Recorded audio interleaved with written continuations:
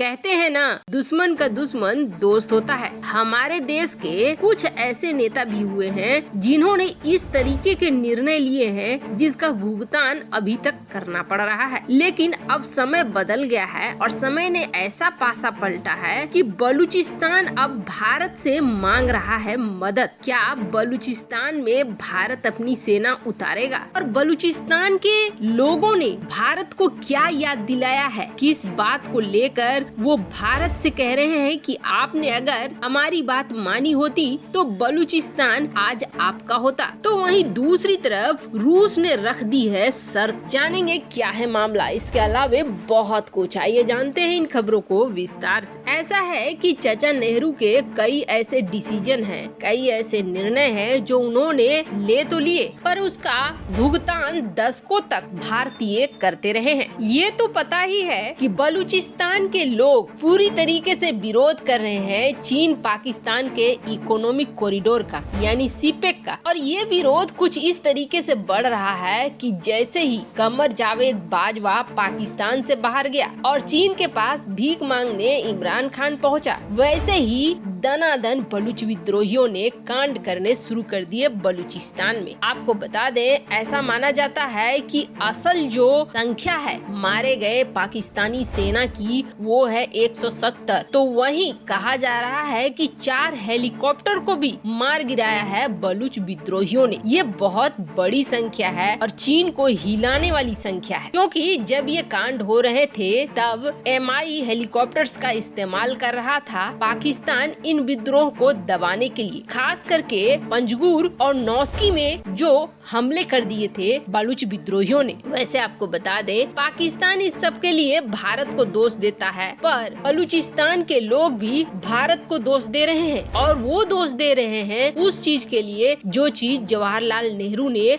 गलत की थी। दरअसल आजादी के समय बलूचिस्तान के जो राजा थे अहमदयार खान, उन्होंने भारत से मांगी थी मदद और कहा था कि बलूचिस्तान को भारत में मिला लो, हम पाकिस्तान में शामिल नहीं होना चाहते हैं। पर भारत ने उस समय ये रिक्वेस्ट लौटा दी थी, यानी कि जवाहरलाल नेहरू ने ये रिक्वेस्ट लौटा दी। उसका असर ये हुआ कि बलूचिस्तान पर कब्जा कर लिया पाकिस्तान ने, और जो कब्जा किया तो ईरान के साथ आज बलूचिस्तान की सीमा लगती है। यही आज भारत में होता तो ईरान के साथ भारत की सीमा लगती, न कि बलूचिस्तान की सीमा लगती। पर बलूचिस्तान पर कब्जे के बाद भी पाकिस्तान उसे अपना न बना सका। बस उसके जो 100 अलग अलग तरह के खनिज हैं उन पर उसकी नजर रही है और इन्हीं को निकालने के लिए अब चीन यहाँ पर नई चाल चल रहा है। जो सीपेक के लिए उसने रूट बनाया था उस रूट को बदला जा रहा है और बदल के इस तरह से किया जा रहा है कि बलूच विद्रोहियों को वहाँ से विस्थापित किया जा सके, वहाँ से हटाया जा सके। पर अभी तक जिस तरीके से बलूच विद्रोही सामने आ रहे हैं, पाकिस्तान और चीन अब रोकने में असमर्थ हो रहे हैं। पर इन सब के बीच बलूच विद्रोहियों की बड़ी मांग है और बलूच विद्रोही ये मांग कर रहे हैं कि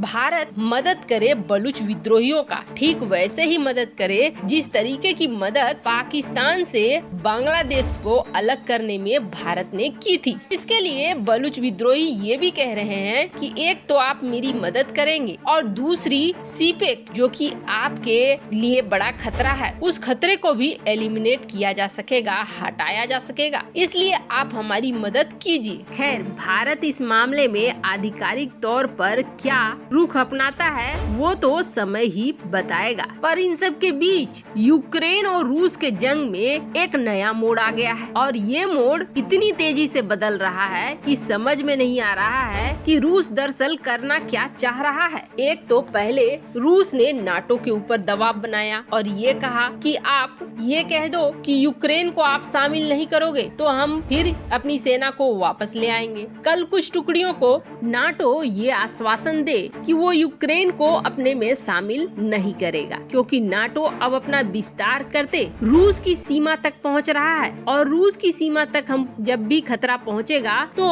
हम उसका पलटवार करेंगे। अब ऐसे में यूक्रेन के हाथ पैर बंध गए हैं। दरअसल अमेरिका ने कहा था वो हमला तो जरूर हुआ, ये साइबर अटैक था और साइबर अटैक के बाद हिल गया है यूक्रेन। उसकी सैन्य जानकारियां और सैन्य वेबसाइटों पर सीधा सीधा हमला किया है रूस ने। हालांकि रूस ने इस हमले को मानने से इनकार कर दिया है, पर अभी भी जब कल बात ये हुई कि रूस ने अपनी टुकड़ियों को वापस लिया है, तो अब आज बात हो रही है कि नहीं, रूस और नए सेना की टुकड़ी को भेज रहा है। मतलब साफ दिख रहा है कि रूस यहाँ पर युद्ध के लिए आमादा है। लेकिन इन सब के बीच एक खबर ये निकल कर आई है कि रूस ने एक शर्त रख दी है और रूस की शर्त अगर यूक्रेन मानता है तो फिर ये जंग नहीं होगी। रूस ने ये शर्त इस बार अमेरिका के सामने नहीं रखी है, बल्कि सीधे सीधे यूक्रेन के सामने रखी है। चारों तरफ से घेर रखा है यूक्रेन को। यूक्रेन पूरी तरीके से विवश है। इन सब के बीच रूस की शर्त सामने आ रही है। रूस ने ये कहा है कि चलो, नाटो को हमने कहा कि आप सदस्य मत बनाओ, लेकिन नाटो ये कह रहा है कि नहीं, हम ऐसा नहीं कर सकते हैं, हम तो सदस्य बनाएंगे। चाहे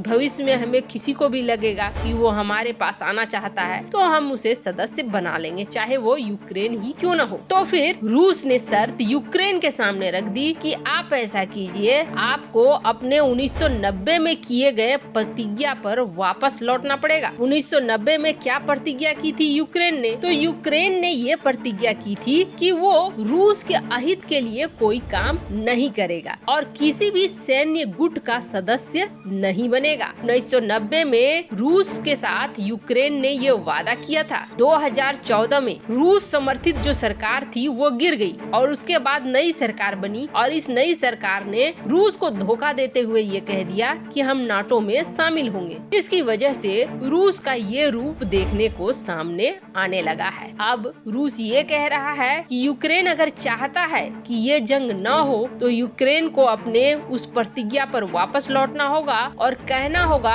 कि वो नाटो में शामिल नहीं होगा। यानी रूस ने साफ साफ कह दिया है कि यूक्रेन को गुट निरपेक्ष बनना होगा। यूक्रेन को ये कहना होगा कि हम किसी भी देश में शामिल नहीं होंगे। ये बात किसी और ने नहीं, बल्कि नाटो के साथ जो रूस के राजनयिक हैं, जो बात कर रहे हैं, कॉन्स्टेंटिन गेवरिलोव, उन्होंने कहा है नाटो पर यूक्रेन को अपने गुट में शामिल नहीं करने की घोषणा करवाने पर जोर दिया जा रहा है। लेकिन अगर यूक्रेन ये कह देता है कि ठीक है, हम गुट निरपेक्ष रहेंगे, तो फिर हम युद्ध नहीं करेंगे, हम इस तरफ आगे नहीं बढ़ेंगे। और अगर ऐसा होता है कि यूक्रेन ये कहता है कि नहीं, हम नाटो में शामिल ही होंगे, तो फिर हमला होगा। वैसे आपको बता दें, 2019 में यूक्रेन की संसद में एक संशोधन होता है और इसमें यूरोपीय संघ, यूक्रेन की सरकार ये कह देती है कि हम नाटो में शामिल होंगे, जिसके बाद ही ये सारी समस्या खड़ी हुई है। वैसे आपको क्या लगता है, रूस बिल्कुल सही कर रहा है? कमेंट कर अपनी राय जरूर बताएं। जल्द मिलते हैं अगले वीडियो में नई खबर के साथ।